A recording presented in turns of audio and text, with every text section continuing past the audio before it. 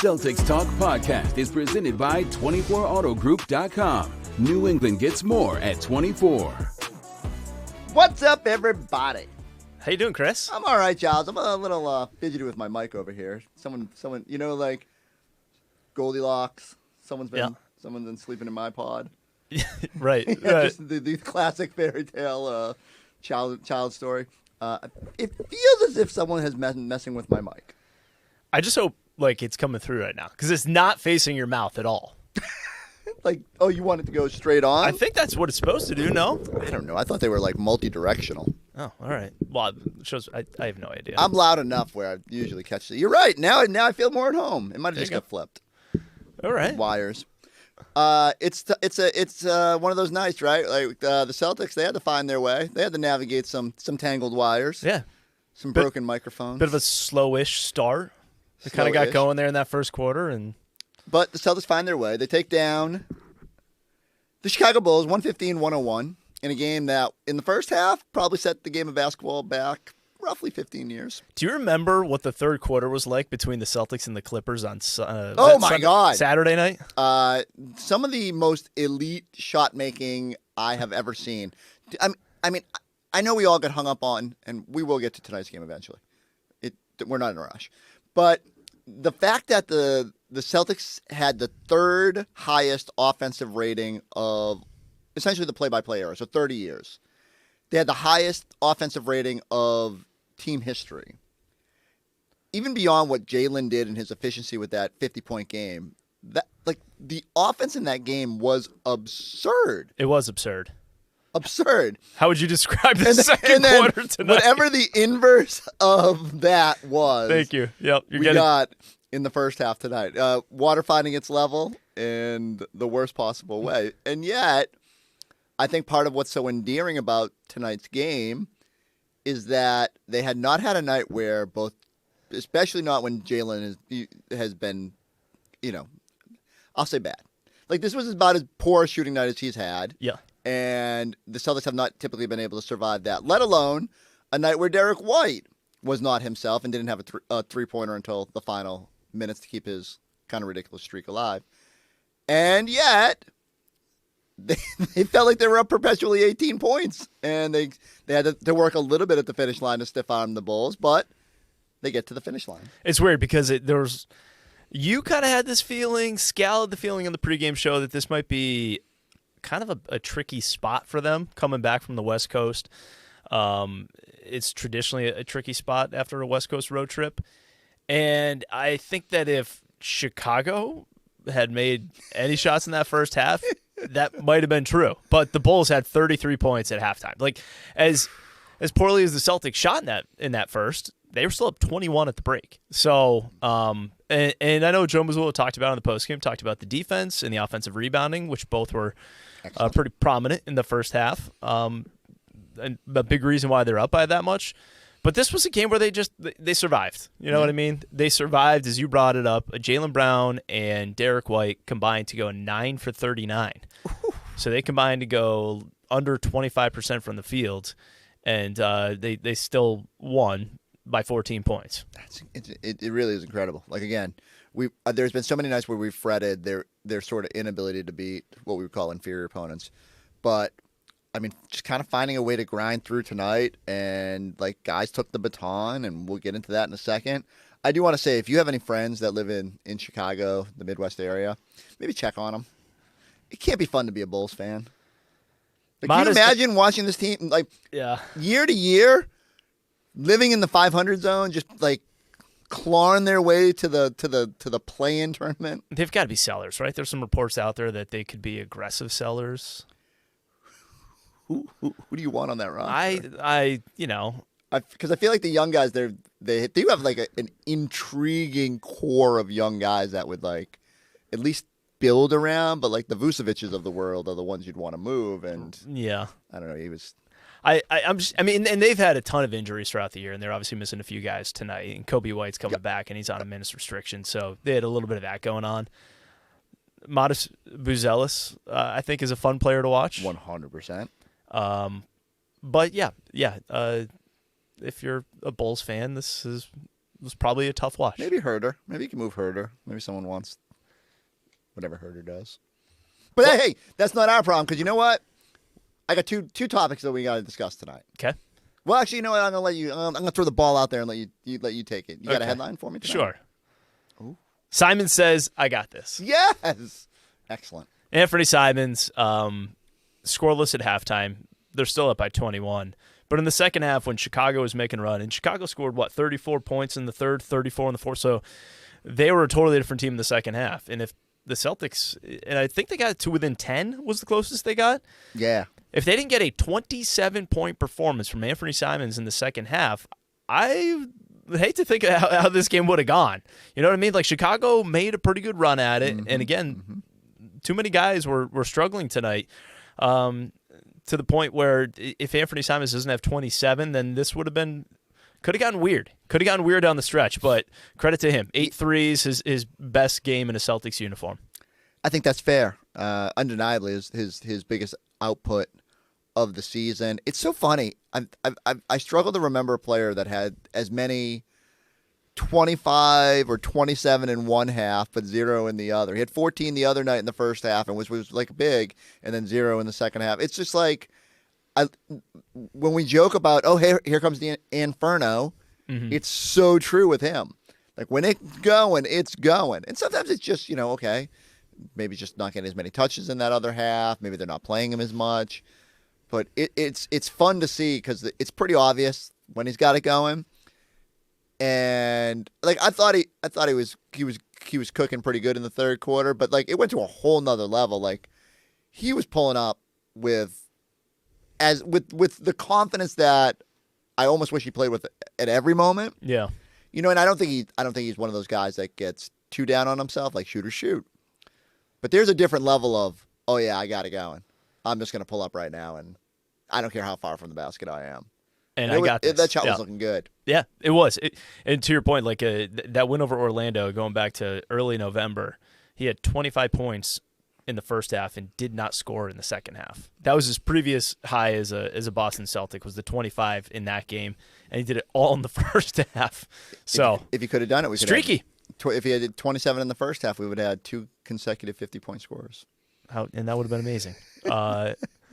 But you know what? He'll take the 27 from him, and again, it's different guys have to step up if your best players don't 100%. Have it that night. And I think that's huge. Like, so what I found myself thinking throughout this game, because again, step back from nice win, had to grind through, all that's true. Where are you at with Anfernee Simons long term? Because I think the conversation has been for much of the season, from pretty much the moment they traded for him, is Brad going to move him again at some point? And a lot of people thought that was going to be before the season. Then a lot of people thought that would be during the season. Do games like this change your calculus at all about what you'd like to see the Celtics do? I think we all know the story here. He makes a ton of money, $29 million, and the Celtics have some motivation to trim money. They have needs at other position, although maybe Luka Garza is making that a little bit less of a need. And I think there's some, in an ideal world, you would say, could you move him, get another big, and kind of have your cake and eat it too? You get down maybe below the tax, which no one cares about the money, but like it does matter. It does open up a potential avenue to long-term savings for this team, even if I don't think it'll ultimately happen. But like, I guess my long-winded way of saying, where are you at? If you were Brad Stevens, do games like this change your mindset at all? He definitely looks, and I know we've talked about the plus minus in the month of December. Obviously, we're in January now, but how much of a difference he was making, even if it wasn't obvious on the floor in that month. Now it's becoming more obvious the difference that he is making. So I think that for the first few months of the season, you spent a lot of it wondering, how does he fit? How does he fit with this team? How does he fit with the way they want to run their offense? How does he fit as a guy who's used to kind of just being, on the ball and finding his shot? His defense obviously has gotten better as the season's gone on. I think that's been better than anyone expected. And offensively, I think there's still games where you want a little bit more, but you get 27 from him on a night like tonight.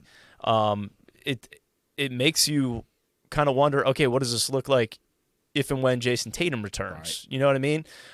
The flip side of that is that his market, and I'm curious too, how many GMs look at that and say, that's a good question. You know, like, does this impact how they view him? Is the fact that now he's shooting the ball better and he's scoring more as of late? I don't know. I think GMs are pretty good about not overreacting to small samples, and so while the numbers are great, last 5 games now I think it is 53.8% on all threes. You know, he again, there's going to be these stretches where he shoots it with confidence. You're like, oh, that's why you need a guy like this. I do start to think, how many games in the playoffs are you going to have where you need that sort of punch? Mm-hmm. It's certainly a luxury. It's certainly not something that you hope you have to rely on, but it is nice to have it there.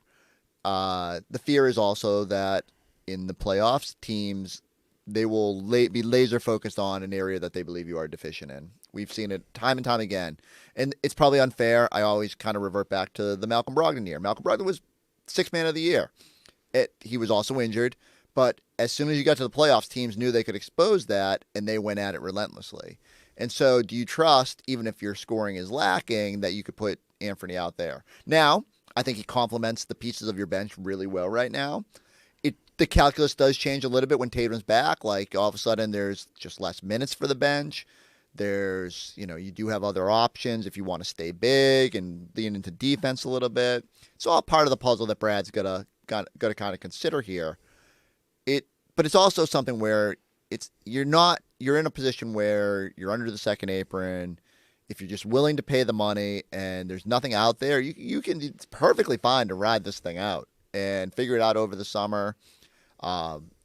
And I think that gives you another potential weapon long term. Like, in the Celtics have, I'm going to knock on every piece of wood here, have been beyond Tatum, very healthy.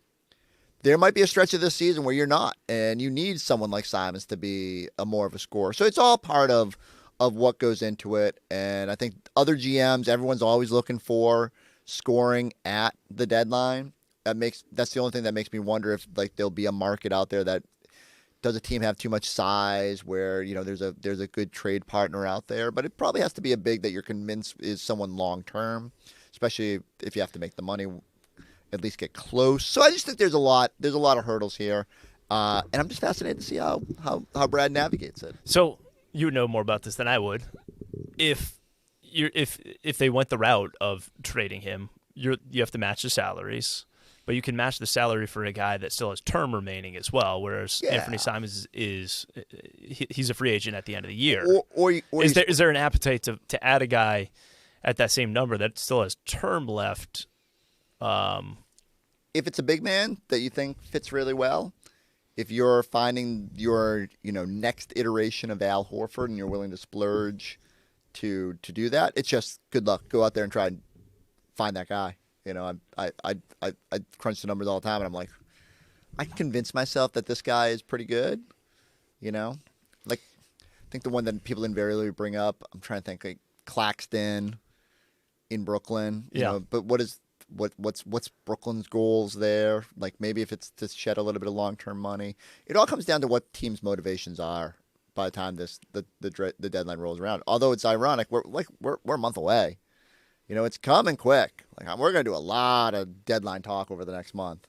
And I just credit to Anfernee Simons. I'll put it this way. My long rambling way of saying, with his defensive improvements, with nights like this where he brings the scoring punch, I think he's given Brad Stevens a lot more to consider, where if it's not that sort of long-term money, you can make a deal where you trim some, maybe add some. There's ways to again, accomplish multiple goals. But I just think it's tougher. I think you're looking there going, man, seems like he fits in, doesn't rock the boat. Always look at the bench and guys are chatting him up. Tatum's talking to him. It matters that guys like him. That Peyton Pritchard goes in the locker room after the game and is perfectly happy to like throw him love. So I think they're in a good space right now, in part because they're now second in the Eastern Conference. They are. They are. And so that's the other part of tonight. I don't have a headline for it. It's well. The Celtics are second in the East. They are, after the Knicks got crushed by Detroit. Who could have seen this coming, that the Knicks were a bit of a farce. You know what? I'll walk that back because Lord knows that'll get clipped. The Knicks have been impressive this year, and I would love to throw like a jab here about the NBA Cup. And I should probably watch what I say because they did beat you in the playoffs. But yeah, they did. You know, I just think it speaks more to me that the Celtics have surged here and have been so consistent to put themselves in a position where they're now at least put some pressure on the top of the East. And you look at the schedule through January, there's a real opportunity here. Detroit's had its, ups and downs in recent weeks. And I just think, what I say it every day, Giles, like the East just doesn't scare me. And like a playoff matchup with the Knicks is legitimately going to be tough. Like we saw it last year, how they stress you and how good they can be in that series. Like they were decidedly better than the Celtics. And as the Celtics kicked away 2 games and then just really had no answers the rest of the way. So I'm not saying that it would be easy. I'm just saying like you're in the mix. In the mix. I still think I look at probably the 4 teams that were expected to be at the top of the Eastern Conference, and all of them would be tough playoff matchups. Mm-hmm. You brought up the Knicks, you brought up the Pistons. Still think Orlando would be a tough first-round matchup in Cleveland if, they start to get things together. They got the guys. Yeah, they've 100%. Got some playoff experience. It hasn't been the most positive experience necessarily. But those teams are, even though you think that no one scares you in the East, you have no idea how the seeding is going to shake out and everything else. Right. And we're still a long way off from right. It's way too early to be doing the seeding stuff. But I think the bigger picture thing for me here is, the higher up you are in the standings, the less of these teams you have to go through. And so if you're the 2, and all you have to do is go through the Chicago Bulls coming out of the 8-9 or 7-8 game or whatever it is, and then you got to navigate whatever it is from there.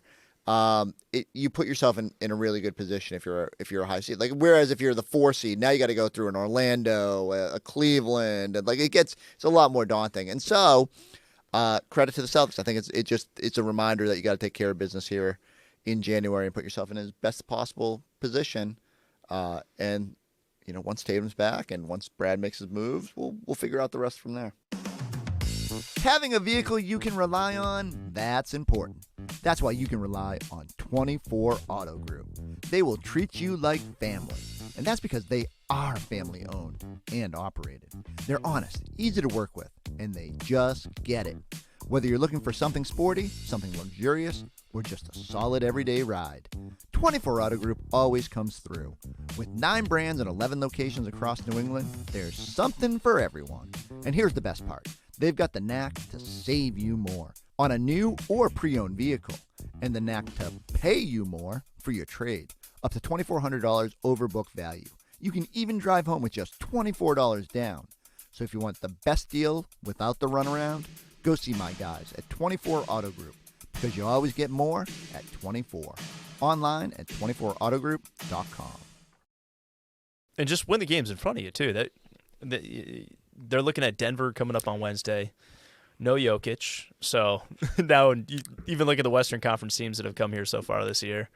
Do you feel more bullish on that game because no Jokic, or are you more? I am probably more scared of that game. Like I would have been up to play Jokic. Like I think Jalen would have been like, okay, another MVP guy on the other side. I don't feel like this team. It might be a fair point. I might be having PTSD versus what. Like, reality. This team isn't of the Celtics teams of the last few years where they're expected to win 55 games, and they can look at the opponent and say, well, they don't have one of their best players.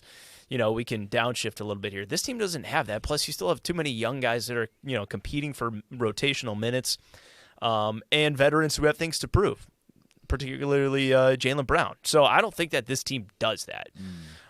They played the Clippers earlier. They had no Kawhi Leonard. They had the Lakers come into the Garden. They had no LeBron, no Luka. Now you're going to have the Nuggets, no Jokic. Just then go ahead and beat them. Take advantage of the fact that you're not facing these MVP candidates and, keep racking up the wins where you can. You want to know what my headline was before Anfernee Simons went off? Yeah. Do you want to just talk about Saturday or Sunday again? It was Saturday. Well, it went into it Sunday. bled into Sunday. I know. Yeah. Because I didn't want to talk about that game at all. It was rough. I honestly think that if Chicago played better or if they played a better opponent tonight, yeah, would have got dicey. Yeah, that was going to be a tough game. I got 3 quick hitters for you. Okay. Celtics all of a sudden like really good at offensive rebounds. I don't know. So they have gotten better since the start of the year. No, there were some offensive rebounds today, Chris, that anyone coming out of the stands could have grabbed. Like the Jaylen Brown follow on the missed 3. Like Jaylen came down. It's not like he was following his own miss. It was like the ball bounced. He went and got it. I wanted to push back because Ugo had some like really fun. He did corner crashes. They had some good offensive rebounds. There were also some offensive rebounds in that game. But your point is valid. A lot of balls just bouncing on the floor that the Celtics were able to clean up. But they did do a good job offensive rebounding on that trip, and so maybe a little something they can. And I'll say Nimi Keita, like the first couple points of the game, just. A lot of bounce there. I think he had 3 rebounds and 3 rebounds in about 3 seconds. It was just one trip there. Run up that number. It was pretty good. But your overall question, they've just gotten much better on the rebounding front since the start of the year, and that I think was maybe the biggest concern coming into the season was will they be able to rebound the ball? And we saw it come up in a couple games right off the jump, especially that Detroit game. Which might have been the 3rd game of the season. It was the 3rd game of the season. Yeah. It doesn't feel like it's been their Achilles heel in the games that they've lost, and they haven't lost as many games recently. Maybe there is a correlation there. Second quick hitter, Peyton Pritchard is hitting buzzer beaters again. That was a lot of fun. Does this tip the balance of power in the Eastern Conference?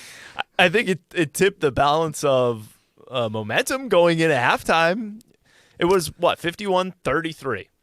It was 51-33, and then Peyton Pritchard hits that 3-pointer to beat the buzzer, and they go up 21, and all of a sudden, Chicago, even though they're kind of been hanging around despite shooting absolutely horrid, Pritchard knocking down that 3 was big. So they closed out, by the way, the first quarter really well, too. I think that was 22-5. Yeah, 22-5 run to close out that first quarter. This is a nice Joe Mazzulla fever dream night because win the differential, dominate the offensive glass, low turnovers, bench gives you a bunch of production, and you close quarters good. It's like it checks a lot of Joe's boxes. I'm curious, was that a season high in field goal attempts? What was the number? Do you want to guess? No, I think they've had a couple north of 100. I'll double check that.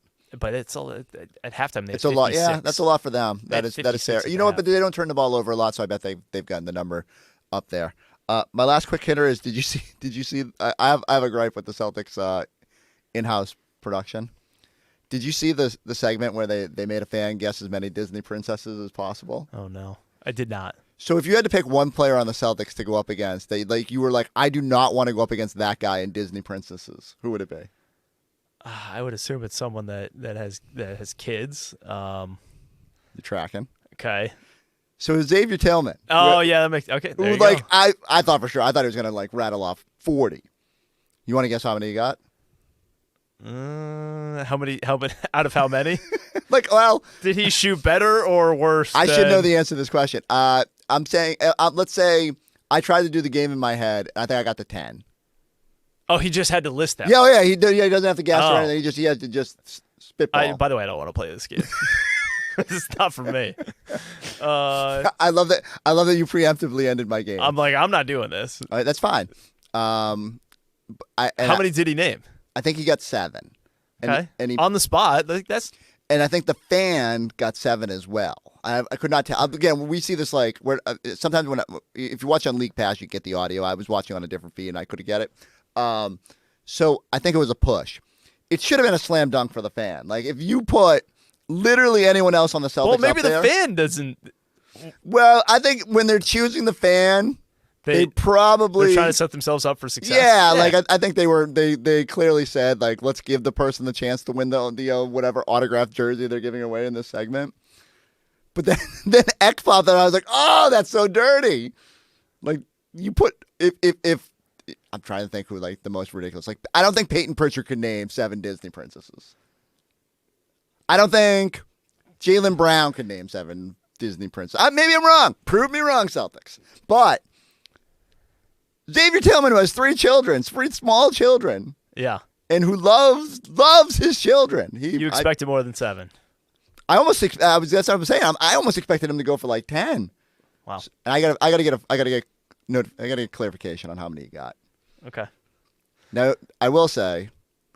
And you have 2 daughters, so like this. Right. This is sort of my wheelhouse. So but if you go Anna and Elsa straight out the gate, like you're already kind of cooking.